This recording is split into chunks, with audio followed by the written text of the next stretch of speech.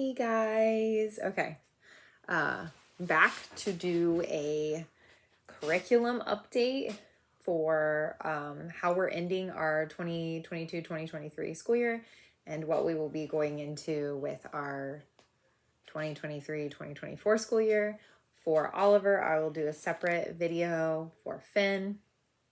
And for those of you new, my name's Chelsea. I homeschool my two sons, Oliver and Finley.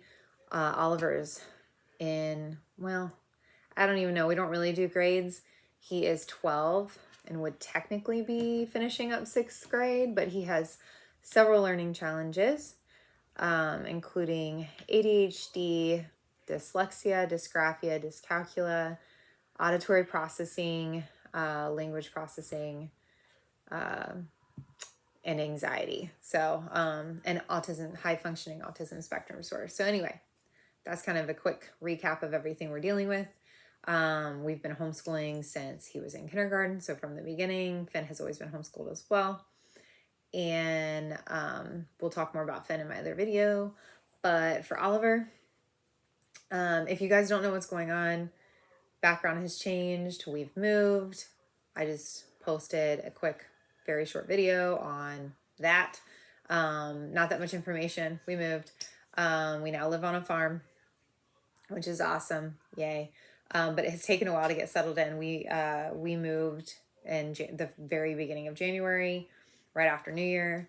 And it's taken a long time to kind of get settled in. And we also have a new puppy. So we are crazy busy. But anyway, I've been meaning to make this video. So I'm just going to go subject by subject like I normally do. Quick disclaimer, as far as like the curriculum for next year, we are not finished with any of the stuff that I'm getting ready to show you. We are close on most of the things. Some of the things we're only halfway through anyway. But we just kind of finish when we finish.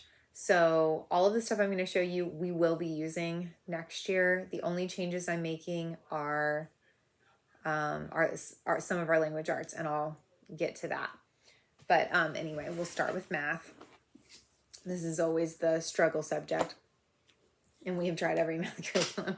We have used this before in the past. This is math lessons for living education. This is their level 3. We are actually about halfway through with that. We do not solely do that as our math curriculum. My son has a math tutor that we go to twice a week. She does her own curriculum for him. So I only do math with him 2 days a week. And then we take the 3rd day. We only school 4 days a week. Let me just put that there. We school year round, and we do 4 days. On Fridays are my husband's days off, and we do like sometimes we do nothing. We just get stuff done around the farm or the house, or we run errands. Sometimes we go on vacation. Sometimes we do field trips. So it just depends. There's usually some sort of learning happening. We'll do like fun subjects that day. But anyway, we do math 4 days a week. 2 of those days he does math with a tutor. So I'm only doing this with him twice a week. And so it's taking us a lot longer to get through it.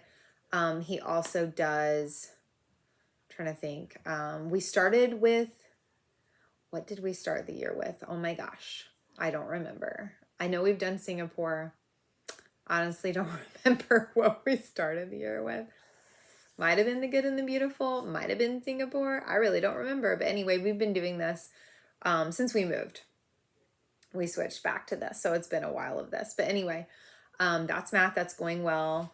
This is fitting him really well. To be honest with you, I don't read the stories. We just skip that. We did that before when we did the curriculum the first time, like a couple years ago, and that was just too much for him. So we just skip over the stories, and that has been so much better. And he is now, I allow him to have the accommodations as well, because I have lots of questions about this. I now allow him, I'm just going to pull it out, to use a calculator for his math for the calculations part of math. So when we are we're covering the topics borrowing and carrying, he has to go show me, like he has to write it out and show me, and I'm right there with him, how to borrow, how to carry, and he moves the one and he does all the things, and he's only allowed to add or subtract or whatever, column by column on the thing. He can't, like, say if the problem is 9,554 minus 327 or whatever. He can't just type in 9,554 minus, you know, he can't just type it in like that. He literally can only go column by column. That way he's showing me that he can still do the borrowing and carrying. So, but yeah, it would just take us, I mean, like, we would not be able to move on in his math lesson. Sorry if that was noisy. I'm getting out his calculator. So this is like the fourth calculator we've had to buy. He loves calculators and he puts them everywhere and then we lose them. These are really inexpensive calculators that do just basic functions that I get on Amazon, and they come in, you know, like 5 colors or something. So anyway, that's what I let him use, and he just does that for just the calculations he struggles with. I do also make him still do regular calculations, like in his head or on paper or whatever. But for the larger math problems, when the concept is, you know, not necessarily related directly to the calculations, I let him use the calculator. That's an accommodation he would be getting in school. So that's what we do. That has helped a lot. So that's math. And then for language arts, our spine is the good and the beautiful level 3. He's still kind of we started off the year with level 2. So he's not that far into this. And again, disclaimer, we skip through some stuff. He reads fantastic. So he has severe dyslexia. He has both types of dyslexia. And all of this, he had, I have other videos on this, on our whole journey with that and whatever. But yes, he does have severe dyslexia. We've done Barton. We've done several different things. He's had a tutor. We've tried all kinds of curriculum. He didn't read until, really, like, fluently until he was like at least 10. He's 12 now, and he reads fantastically. Sure, he messes words up here and there, but he really, really reads well. And he can read just about anything. He's probably a little bit slower than maybe average, but he reads fine. So his reading has taken off. I'm very happy with his reading.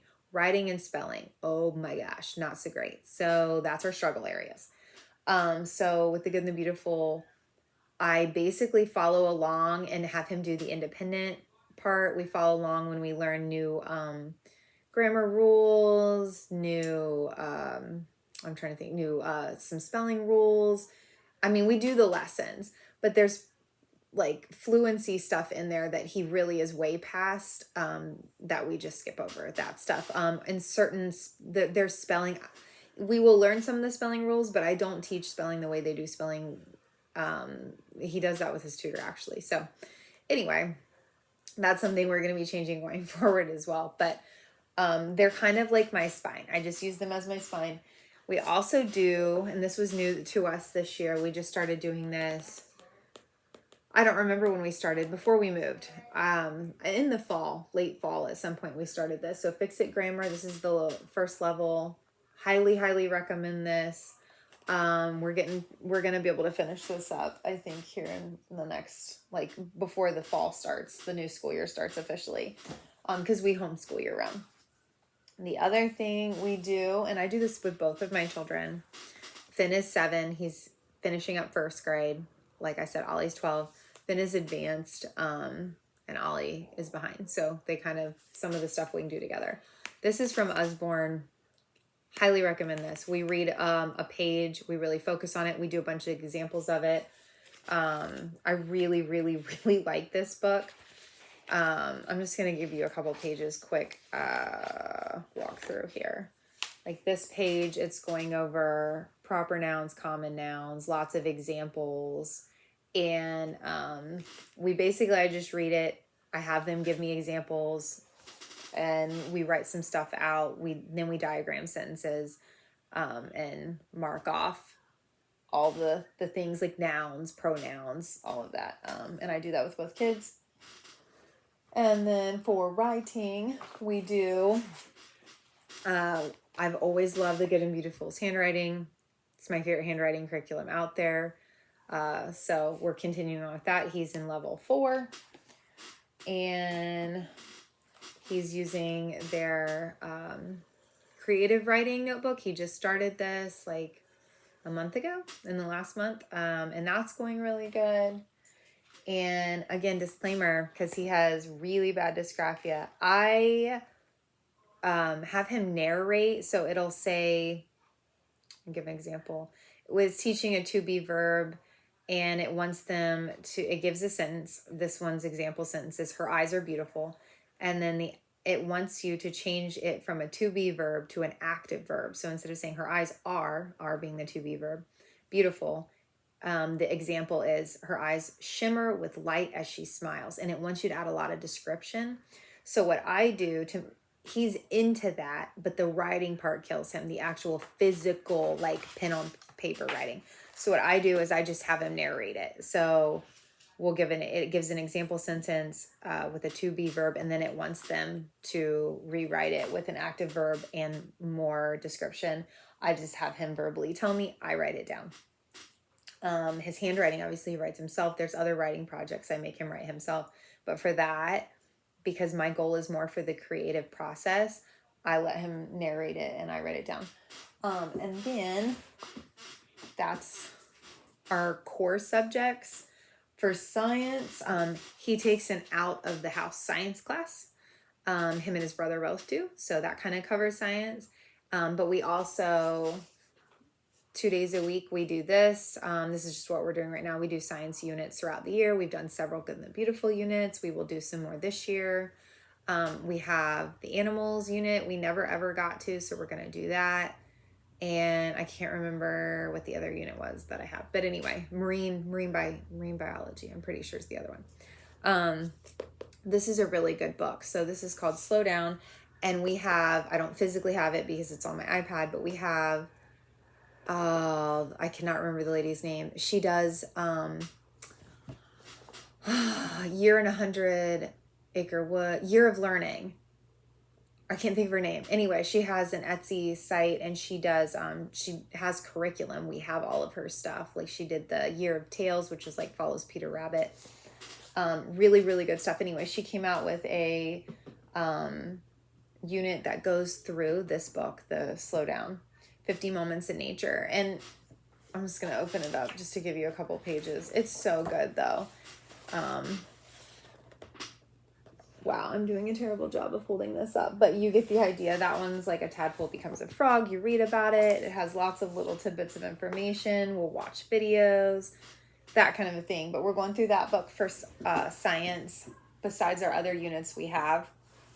And then for history, we are almost done with this, but we are finishing up the master books, America Story 1, and then we have America Story 2. And if you've seen my other videos, you may notice we've done a lot of American history. We did not grass last year, the American Story 1, or it's called Our Star Spangled Story. And I loved it. We have one and 2. We didn't even make it to 2. We got through most of the first textbook.